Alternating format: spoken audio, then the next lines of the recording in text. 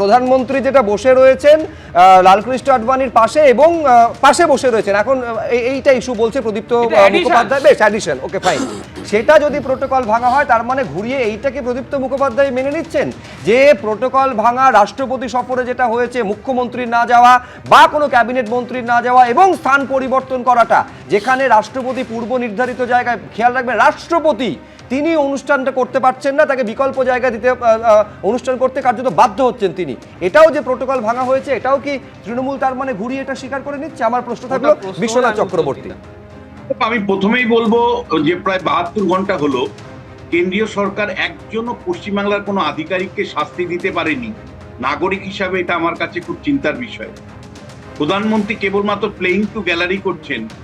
আমি তো মনে করি ভারতবর্ষের সর্বোচ্চ পদে যিনি আছেন, সাংবিধানিক পদে আছেন, তাকে যেভাবে এই রাজ্যে অপমান করা হয়েছে, যেভাবে প্রোটোকল ভেঙে কেউই যায়নি, একজন ক্যাবিনেট মন্ত্রী পর্যন্ত পাঠানো হয়নি, রাজ্যের মুখ্য সচিব পর্যন্ত যাননি, ফলে সরাসরি প্রোটোকল ভাঙা হয়েছে।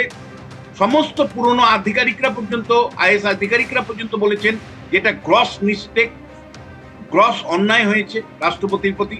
কিন্তু প্রশ্নটা হচ্ছে যে তারপরে নরেন্দ্র মোদী কেবল ভাষণ দিচ্ছেন কেন? পরিষ্কার এখন পর্যন্ত 7-8 জনকে অন্তত মানে সাসপেন্ড করে ফেলে রাখা উচিত ছিল, ইনক্লুডিং চিফ সেক্রেটারি। কিন্তু আমাদের প্রশ্ন যে কেন ব্যবস্থা নিতে পারে না নরেন্দ্র মোদী? তুমি বলতে পারো কেন ব্যবস্থা পশ্চিমবাংলার ক্ষেত্রে নিতে পারে না?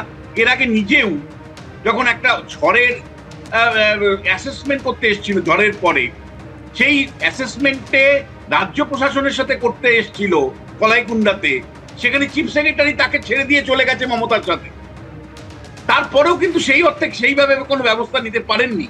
ফলে বারবার পশ্চিমবাংলায় ইলেকশন কমিশনও গোত্তা খেয়ে পড়ে যায়, নরেন্দ্র মোদীও পরাজিত হয় মমতা বন্দ্যোপাধ্যায়ের কাছে, এবং স্বরাষ্ট্র সচিবও বারবার পরাজিত হয় মমতা বন্দ্যোপাধ্যায়ের কাছে। কেন বলতো? কি এমন শক্তি আছে? কি এমন শক্তি আছে? কি শাস্তি দেওয়া হয়েছে খবরগুলো বলবে তো? কেন এগুলো বলো? আমি বুঝে উঠতে পারি না। যে প্রশ্নটা আমি রাখতে চাই, সমস্ত রিটায়ারমেন্ট বেনিফিট বন্ধ হয়ে গেছে। আমি তো মনে করি 72 ঘন্টার আর মধ্যে ধরে এটা কি মিলিটারি কোর্ট নাকি ধরে শুট করে দেবে? শোকজ তো করেছে অবিল। পূর্ণাঙ্গ তদন্ত জন্য একটা এসআইটি বসিয়েছে, কোন তদন্ত কমিটি বসিয়েছে যে রাষ্ট্রপতি কিভাবে অসম্মানিত হলো, কেন প্রোটোকল মানা হলো না, কেন রাজ্য বলেছে চিফ সেক্রেটারি, কোন তদন্ত কমিটি হয়েছে? না, আমি বলছি একটা এফআইআর করতে শুধু আমি মনে করিয়ে দেবো যে 6 মাস চলে যায় দুজন ইআরও এবং দুজন এইআরওর ক্ষেত্রে, মানে দীর্ঘসূত্রিতারা কোন জায়গায় থাকে? হ্যাঁ, দ্রুত রবীন্দ্রনাথ ভট্টাচার্য। দেখুন, প্রথম কথাই বলি, ভূতপূর্ব রাষ্ট্রপতির প্রেস সেক্রেটারি অশোক মালিক তার এক্স হ্যান্ডেলে জানিয়ে দিয়েছেন, আপনারা গিয়েই দেখতে পাবেন যে পরিষ্কার করে জানিয়েছেন কোনো রকম প্রোটোকল যেখানে প্রধানমন্ত্রী আছেন সেখানে লঙ্ঘিত হয়নি। এখানে নিয়ম অনুযায়ী যারা থাকেন ডিস্টিংগুইশ গেস্ট তারা বসে থাকেন, যিনি যাকে দেওয়া হচ্ছে এবং যিনি দিচ্ছেন অর্থাৎ প্রেসিডেন্ট, মাননীয় প্রেসিডেন্ট এবং মহামহিম প্রেসিডেন্ট এবং যাকে দেওয়া হচ্ছে ভারতরত্ন, তারাই দাঁড়িয়ে থাকেন।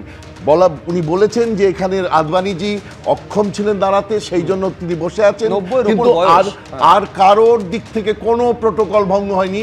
প্রোটোকলের ব্যাপারটা মিথ্যা প্রচার হচ্ছে। এই প্রচারগুলো করবেন না, যারা করছেন অন্যায় করছেন। একটা প্রেস সেক্রেটারি, ভূতপূর্ব প্রেস সেক্রেটারি, তিনি বর্তমান প্রেস সেক্রেটারি নয়, তিনি জানিয়েছেন, প্রেসিডেন্টের প্রেস সেক্রেটারি অশোক মালিক তিনি জানিয়েছেন। দ্বিতীয় নম্বর কথা বলি যে এখানে যদি আপনি বলেন এটা কি, একটা মেয়র গেছে প্রেসিডেন্টের মহামহিম প্রেসিডেন্টকে নিতে, আবার বলছেন মুখ্যমন্ত্রী বলছেন তিনি জানতেন না। সত্যি বলছি আমি জানতাম না, তাহলে তো ইমিডিয়েটলি বলতে হয় যে উনার উচিত উনার যে চিফ সেক্রেটারি তাকে সাসপেন্ড করে দেওয়া। চিফ সেক্রেটারি যিনি জানাননি যে প্রেসিডেন্ট আসছেন, এ তো মানে বিরাট ক্রাইম। তিনি মঞ্চে দাঁড়িয়ে সবার সামনে বলেছেন, আপনারা পরশুদিন দেখিয়েছেন, বলছেন যে আমি জানতাম না, বিশ্বাস করুন আমি জানতাম না প্রধানমন্ত্রী আসছেন। এই কথা যদি উনি বলেন তাহলে তো বলতে হয় যে প্রশাসনের যে মাথার যে খবর সেটা। এবিপি আনন্দ এগিয়ে থাকে, এগিয়ে রাখে।